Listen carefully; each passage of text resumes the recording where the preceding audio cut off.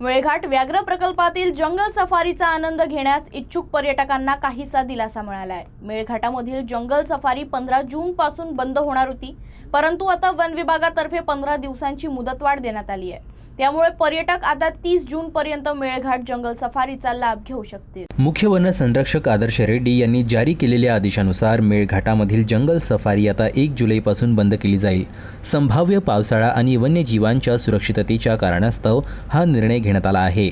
ही safari जुलै ते September या 3 महिन्याच्या कालावधीसाठी पूर्णपणे बंद राहील। यामध्ये सेमाडोह, चिखलदरा, हरिसाल, शहानूर, नरनाळा, धारगड आणि वसाली या 7 सफारी गेटचा समावेश आहे। दरवर्षी पावसाळ्यात जंगलातील कच्चे रस्ते खराब होतात, ज्यामुळे घसरण, नाल्यांना पूर येणे आणि धुक्यामुळे दृश्यमान्यता कमी होणे अशा समस्या निर्माण होतात।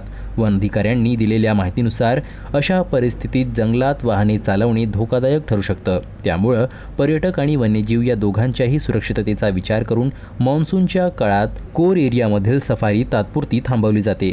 पाऊस सामान्य राहिल्यास काही बफर झोन किंवा मर्यादित भाग पर्यटकांसाठी खुले ठेवण्याचा विचार केला जाऊ शकतो। मात्र सतत मुसळधार पाऊस झाल्यास या भागातील सफारी देखील पूर्णपणे बंद केली जाईल।